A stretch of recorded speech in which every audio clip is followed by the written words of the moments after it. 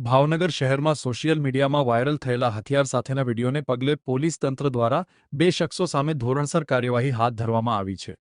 શિવાજી સર્કલમાં એક શખ્સ દ્વારા હથિયાર લઈને ફરતો હોય તેવો વાયરલ વિડીયો થયા બાદ પોલીસે આકાશ ઉર્ફે ઘોડો દિનેશભાઈ સોલંકીને ઝડપી લીધો છે। તે જ રીતે આશિષભાઈ રંજીતભાઈ મકવાણા નામના શખ્સને પણ હથિયાર જાહેરમાં લઈને ફરતો હોવાને પગલે હથિયારબંધીના ગુનાનો ભંગ કરવા બદલ કાર્યવાહી હાથ ધરી છે।